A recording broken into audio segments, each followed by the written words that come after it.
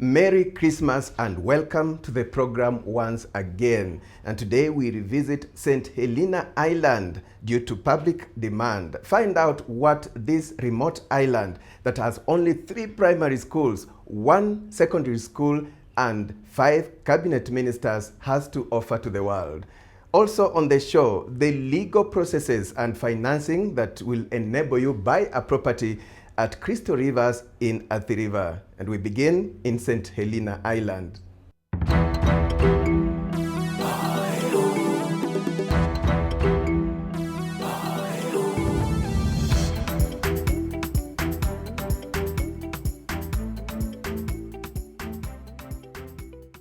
Welcome to St. Helena Island once again.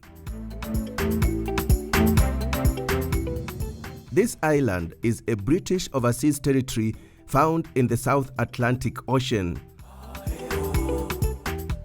It is one of the most remote islands in the world, located between South America and southwestern Africa.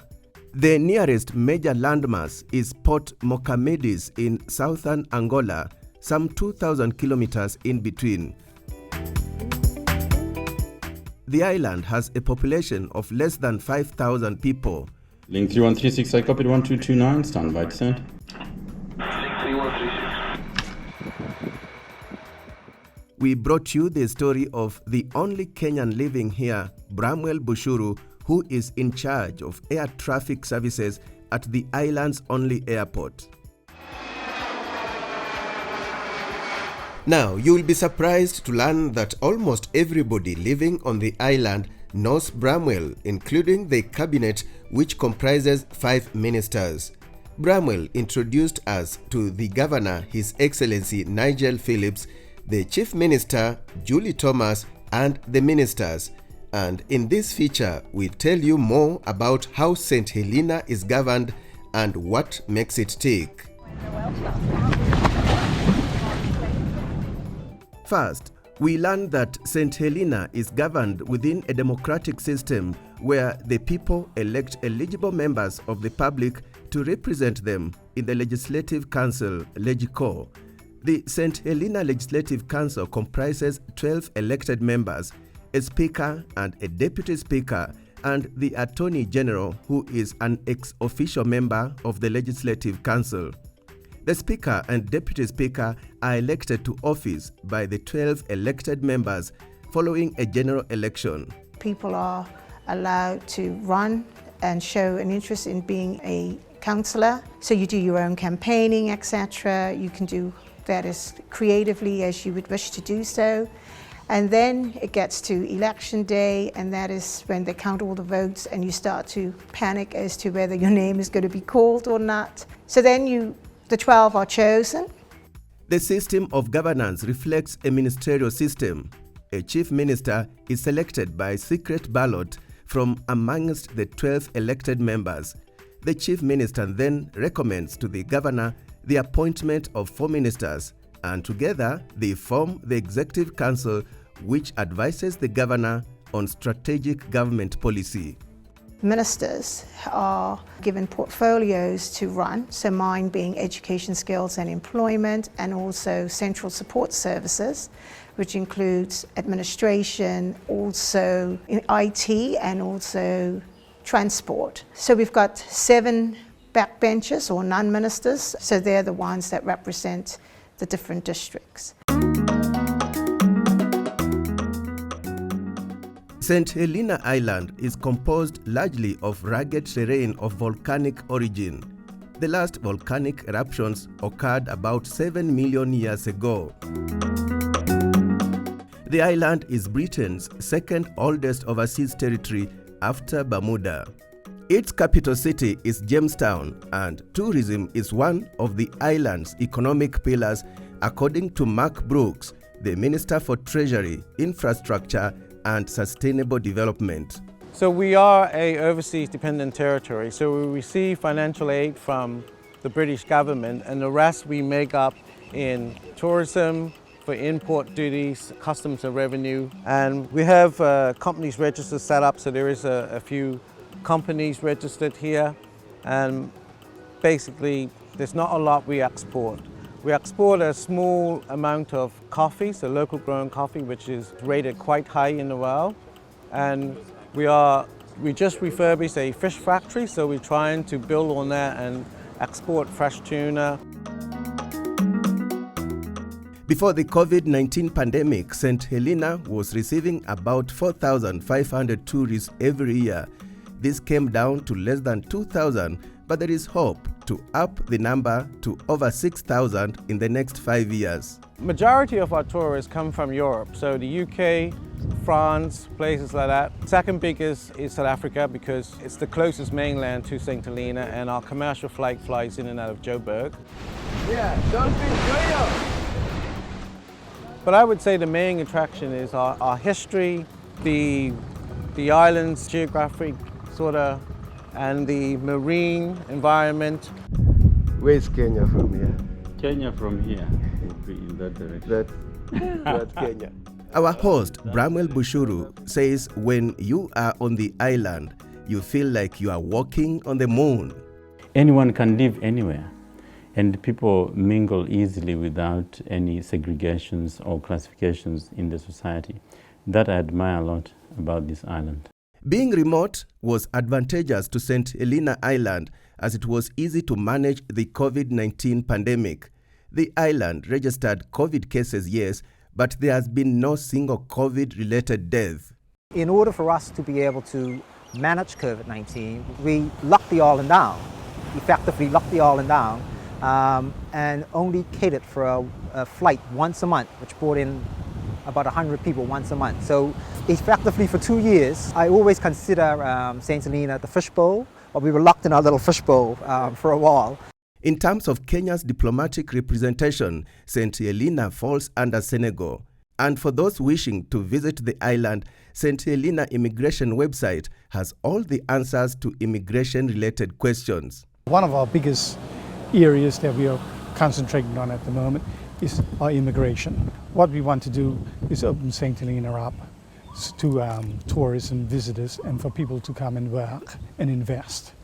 So in order to do that, we've been going through some consultation with our people concerned this, because the problem we have on St. Helena at the moment is an aging demographic and outward migration.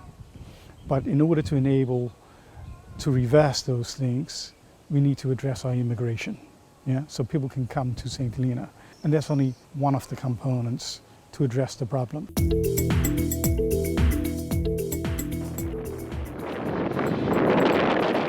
St. Helena Airport was opened in 2016, but the first commercial plane landed here in October 2017, meaning there were no commercial flights on the island before then. The only means of transport was by sea. A ship takes about 6 days from South Africa. When we visited in January this year, 2023, there was only one flight per week, and travelers could connect only through Johannesburg. During this summer period, November through to March, there are 2 flights per week, and for the same period next year, there will be flights from both Johannesburg and Cape Town. St. Helena is heavily dependent on imports. We basically import pretty much everything apart from stone, obviously, for building material, stuff for that. We produce some on the island, some local wood and stuff, but most everything else, unfortunately, at this time, we do import. This distillery is one of St. Helena's hidden gems, despite the island importing almost everything. It is known as St. Helena Distillery, the most remote distillery in the world. It uses German-made Holstein spirit distilling equipment and is run by head distiller Paul Hickling. Paul is originally from Wales and is married to Sally, a St. Helenian. We started in 2006 with the idea of making a drink for St. Helena, and that's when the airport was decided, tick the box, we're getting one. So basically, that's what gave us the idea. There was 3 of us in the beginning, now there's only me. We make a rum, we make an aged rum, we make a white rum, and we have a coffee liqueur from St. Helena Coffee. We have a lemon liqueur from the lemons that grow here that used to grow during the East India Company days for treating scurvy.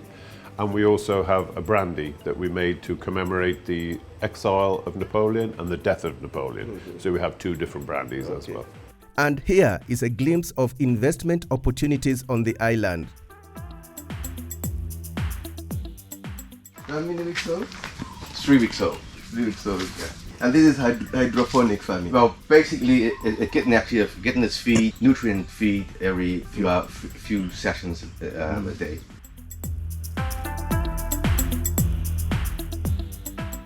We are very early stages of building our tourism sector, and we need hotels, we need leisure complexes for our tourism. We seem to be attracting a lot of the adventure tourism here with our terrain and that, so there's opportunities to go more into the adventure tourism and stuff like that. We're very soon going to be connected to the Google cable that's laid between South Africa and Portugal, and we have a link here which is going to go live next year, and that is going to be, the speed is going to increase tremendously. We're going to have like a gigabyte speed. Now, St. Helena Island has only 1 secondary school and 3 primary schools. Approximately 100 students in each. So in primary, we've just got over 300 students, noting that St. Helena has a population just under 5,000.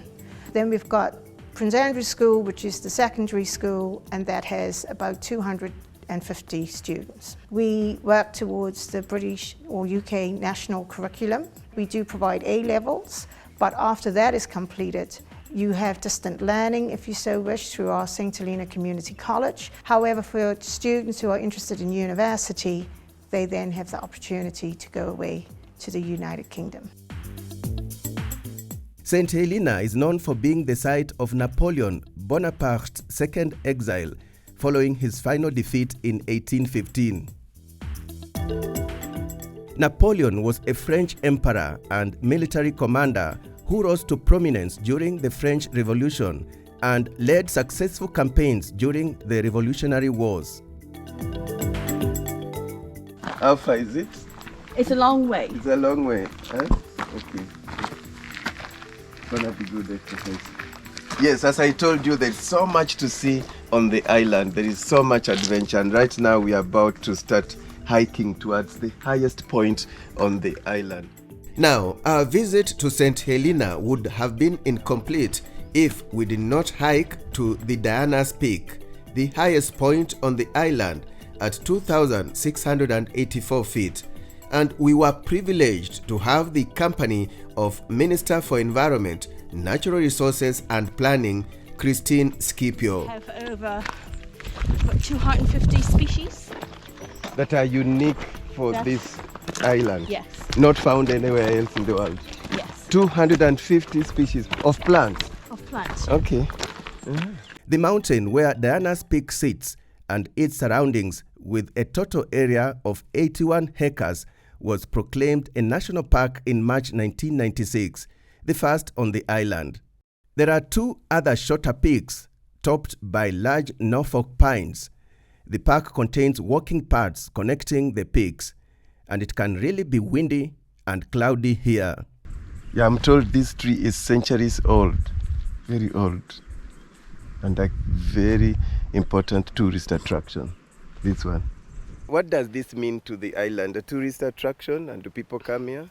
So there are a lot of tourists, and as you can see, there's a group of tourists just walking along the pathway.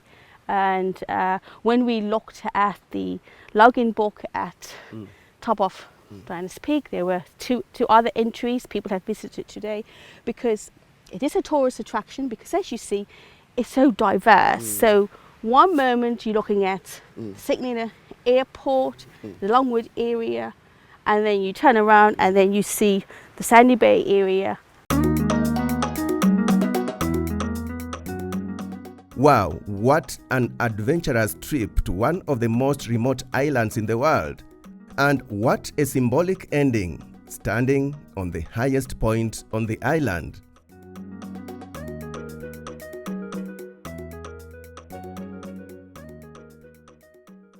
With that, we take a short break. Our back home segment is next, and we will be telling you about the legal process and financing that can enable you buy a property at Crystal Rivers in Athi River.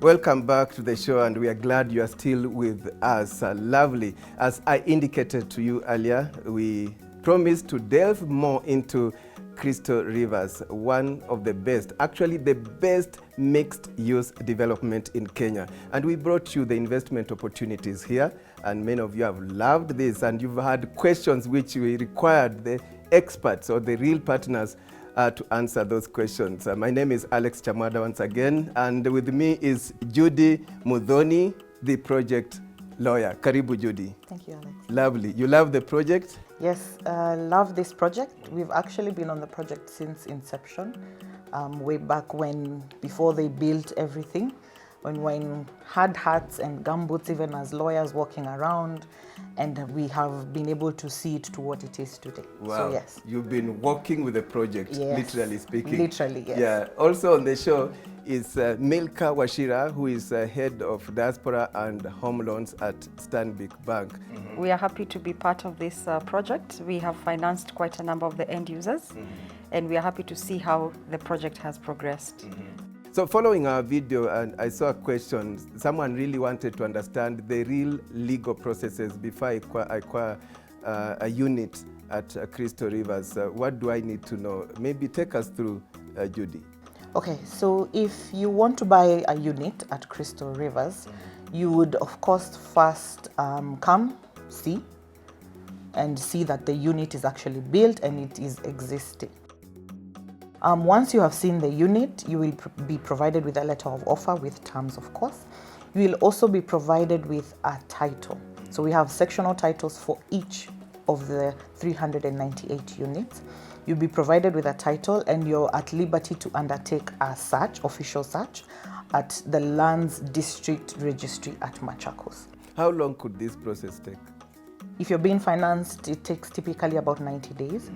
If you're a cash buyer, let me give an example of a buyer who bought in November. They have already occupied the unit, and their title currently is undergoing registration at the Machakos registry. Yeah. And thank you for reminding our viewers that this project is found in Athi River, Machakos County, and it's a unique location. I mean, the SGR not far. And if you are coming from Nairobi, you would have used the expressway, and within no minutes you are, you are here. Let me go to Milka now. So how do you come in to support the project now as Stanbic? We come in as financiers. So we have two types of buyers. We have a cash buyer, and we have a buyer who requires financing. And as a bank, we support both cases. And one of the things maybe I could urge, especially the diaspora customers who even have bought into Crystal Rivers, at Stanbic Bank, we have made it very seamless for you to own these properties. Before we partner with any developer, we have to come and walk the journey with the developer. We see the site, we ensure that the project is actually a good project, and that is the work we have done with Crystal Rivers, amongst other developers. The process that we undertake this customer through is the analysis of their income, and then Judy will provide us with the legal documentation. That is a copy of the sectional title and a copy of the sale agreement. Back to Judy, one of the fears I've seen among Kenyans abroad is the title. There used to be something called mother title, so someone is not sure. So when I'm sitting on this property, educate me a little more about this. How do you address those fears? So the project, when it started, it was 25 acres. So as the project progressed, as you've heard, it's mixed use. So we had to separate the commercial land, which is the mall, and the residential land. So that was done by doing a subdivision. So the residential land was on their own title, the houses on their own title, apartments on their own title. Those were the mother titles. Let's call them mother titles because the house has its own, apartment had its own. Now, once we had those, to undertake the process of converting from the mother title to sectional, you have to surrender the mother title. And as you deal with the diaspora, what else have you discovered? Any further fears, and how are you dealing with them? How do you find diaspora? What do they want to know? From the first email we send you, it will guide you on end to end. So you sign the letter of offer, you need to sign the agreement, and then you sign the transfer, and then we'll do valuation, and then we'll do registration. If you're also not in a position where you're coming to visit Kenya anytime soon and you need to sign the documentation there, we will send you everything. In some cases, we've collaborated actually with Stanbic, whereby we've sent the agreement, the transfer, and they've also sent their documentation. Then everything comes back as one. How many sectional titles have you given so far? So far, we have given, as at today, because I received some actually today before we came, 89. By next week, we will be at 108. 108. Well done. And Milka, I mean, I hear some saying banks sometimes have those two hidden costs you come to discover later. Is that the case? From the time we encounter our customers, especially Kenyans in the diaspora, we try to be very, very transparent as a bank. We inform you what you need to pay at what point, and we walk with you that journey from the beginning to the end. One of the fears that Kenyans in the diaspora have is they have relied on their relatives so much in the past, especially when they want to invest back home. And I can tell you they have been conned not once, not twice, by very close relatives. So one of the things we have done as a bank is that we have made it very easy for a Kenyan who is in the diaspora, first of all, to get into the bank, to onboard onto the bank in terms of even just something as simple as account opening. It's actually online, it's a link, it's 5 minutes. The next thing is the mortgage process. Once you identify a unit at Crystal Rivers, when you come to us and you want to take a loan, the documentation is very clear from the word go, and even the costs are very clear. Some of the costs that you will incur account for about 8%. The stamp duty, which is payable to the lawyer, the legal fees, the valuation fees, all these fees we tell the client, upfront as we engage with them. And again, the minute you open a diaspora account, you are assigned a relationship manager. This manager is dedicated to your account and to you, basically. They walk that journey with you from the beginning to whatever you need. This is a statement of trust that you have a banker involved, you have a legal expert involved in this project. So it makes your work easy, and I know I've a following from across the world who are watching. I can assure you there are people in Australia who've been asking me, give us leads to where to invest in Kenya. I was just in Atlanta recently.